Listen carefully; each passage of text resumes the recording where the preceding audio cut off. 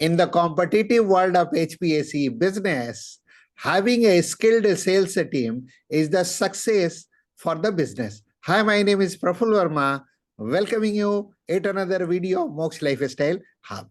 As rightly I told, if you wanted to succeed in your HVAC business success, then you have to have a skilled sales team, because I always keep saying revenue is the scorecard in the business. And if you have a more sale coming in, then certainly you will have a more profitability happening and you will be more profitable organization overall.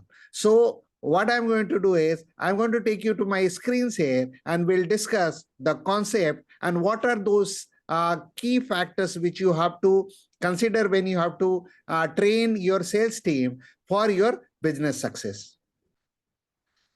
So as you could see on my screen, if you wanted to have an effective sales training, this will be ultimately leading towards your business success.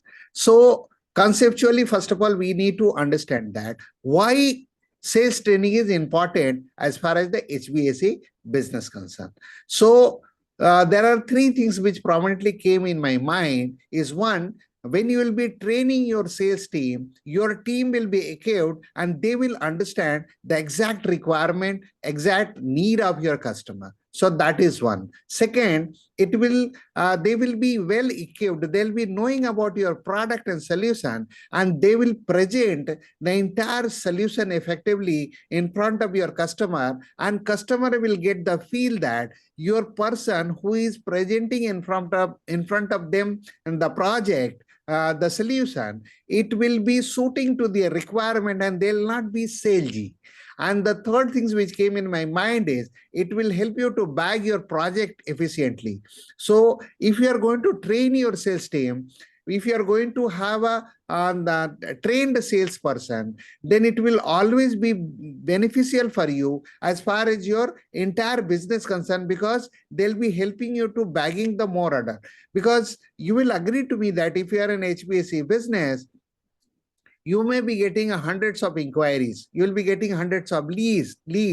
But what happens, you may not be, your conversion becomes a very difficult, because if you are not equipped with technical knowledge, with your the clarity of the product, like what kind of services your product can offer, if your sales team is not well versed with that, it will impact on your entire business, because you may have hundreds of leads, but ultimately they'll not be converting those leads, and finally it is there are a lot of money which you are leaving on the table and you are not converting your business, where you will always have a scarcity in terms of materializing your sale, materializing your the order, and ultimately it is going to impact on your entire profitability. So I'll walk you through the next step, what are those key components which you have to bear in the mind when you are doing effective sales training for your sales team. Because by this now you would have understood, if you have efficient sales team,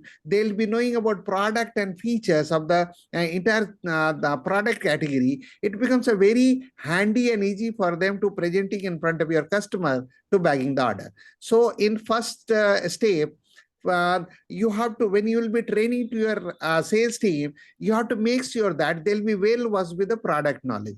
Whether it is a service, whether it is a product, they should be well versed with your product. So product and service is the one aspect.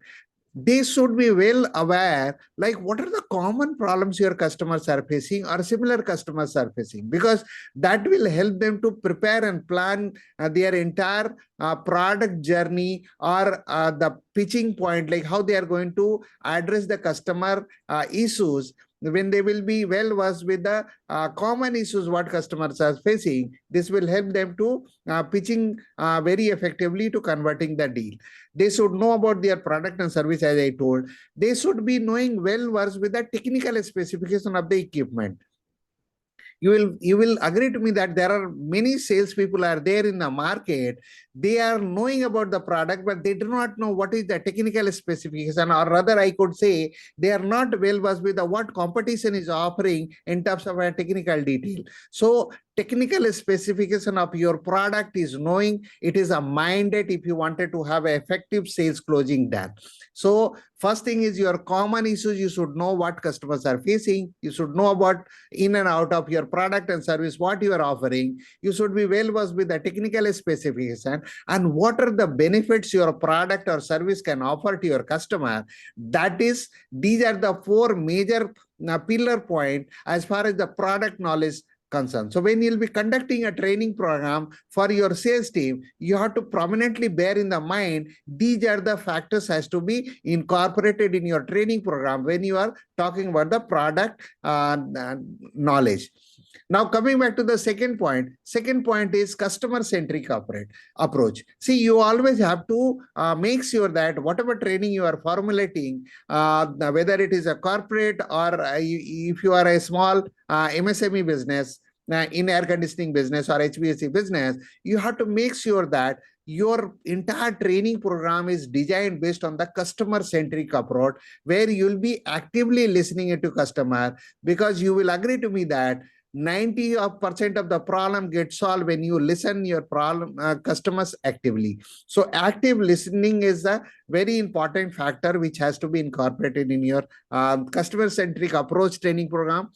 Asking for the right question. When you'll be listening actively, you will be getting a lot of questions popping in your mind. So you can ask the right questions to your customer, and this will also help you to providing them the tailored solution or a right kind of solution, I can tell. So when you'll be talking about the customer-centric approach, when you'll be listening actively, you can understand what exactly the requirement customer has got, and it will help you to design a tailored solution for them, where they will not say no to you. They will feel like you are becoming a consultant. You are helping them to coming out from that challenge, coming out from that problem. So customer-centric approach is the very important aspect which you have to ensure. Now, third thing is sales technique. As rightly I told you, you don't have to be a salesy. You have to be a consultative selling. You should be suggesting to your customer like what solution suits to his requirement, and you always have to focus towards a solution-based selling. You will not be just pushing, okay, buy my product, because when you'll be pushing and you'll be becoming a salesy, you'll be also among there are 100 competition which is in and around you. You'll be also acting like them. So when you'll be taking a consulting approach, when you are providing a solution-based selling approach, this will help you to get closer to your customer. This will also make sure that you'll be standing out from the competition, and where customer will think you are becoming a consultant for him, you are becoming a friend to him, and then he will open up with you, which will also help you to score more when you will be bagging the order.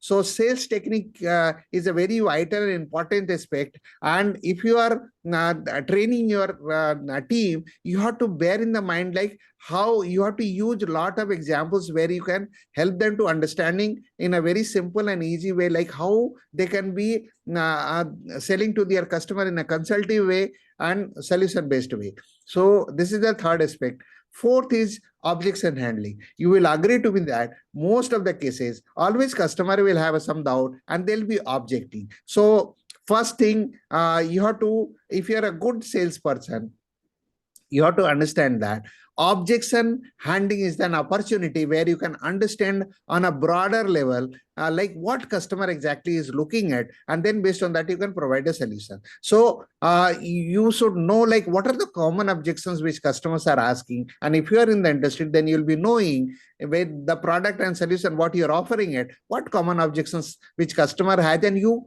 have to prepare your team accordingly.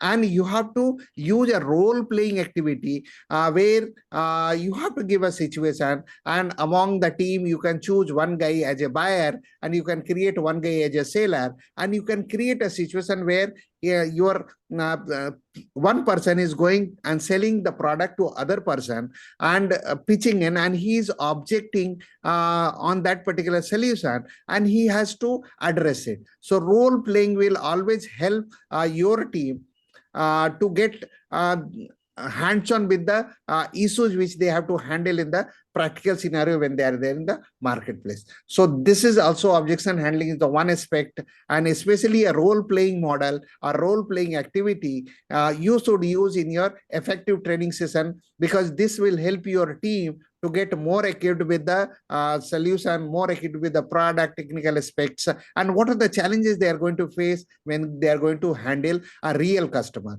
So these are the things has to be incorporated. Now, fifth point comes is closing strategy. Various closing techniques are available, so I'm not covering it here the entire aspect, but I'm just touching upon like assumption closing, urgency closing, and option closing. So I'll just touch upon assumption closing is something like you have to, when you will be discussing with your client, you have to gauge the pulse, and then accordingly you have to ask questions like, okay, fine, now I have clarified all your doubt, I have given you a solution, now you are agreed with the solution, so please uh, suggest me like when can I start the work, or when I can start moving with the first step of the project, or when can I send my technical team to come and take the assessment and measurement. So these are the closed loop question when you ask your customer. Basically, you are asking for your order. So assumption closing will always help you to presuming it like your customer has agreed for the project which he is going to award you, and you are going to ask him for the green signal. Now, urgency selling is nothing but a closing where you'll be talking to your customer, and you will be giving a stipulated time like this offer is valid for tomorrow, or this X order is valid for offer is valid until day after tomorrow, and then it is going to close. So it is always advisable you should decide during this period, so you can avail that benefit, you can get the special discount. So urgency closing will help you to do that. Option closing, you can always assess and analyze and understand, like if your A solution is not suiting it to your customer, then you can provide a B solution, and you can always try to match the offer, and you can try to back the order. So optional selling is the selling where you can always have an option, and you can give up options to your customer where they can choose the solution and they can go ahead. So these are the three types of closing which you can train your executives, train your sales team, where they can get a hands-on with that, and that will make sure that they'll be bagging a maximum order against that. And then the last point comes is follow-up and practices. See, you will agree to me that when you work closely with your customer, when you follow with them, it will always be a beneficial for you, because you will be getting a lot of repeat business coming in. And then second is your referral business, because your happy customer will make sure that he'll be giving a lot of references to his relatives, his friends, his colleagues, or known people, and there you will not be paying any money from your pocket, and you'll be bagging order. So just sum up, when you are planning effective sales training, you should cover these are the 6 steps: product knowledge, then you have a customer-centric approach, you should have a sales techniques, and then objection handling you should cover, and then closing strategy you should cover, and then finally you should have follow-up and practice. So I'll just fold this, and if you are a HVAC expert and consultant or professional, and if you wanted to bring your HVAC business online, and if you require any kind of assistance, then I'm giving a link here. I'm giving a link in the description also, so you can click the link below, and you can book a one-on-one call with me, where I'm going to see you for 30 minutes, which is absolutely free. So you can connect with me, you can click the link, you can see the available slot, and you can connect with me where I'm going to see you live.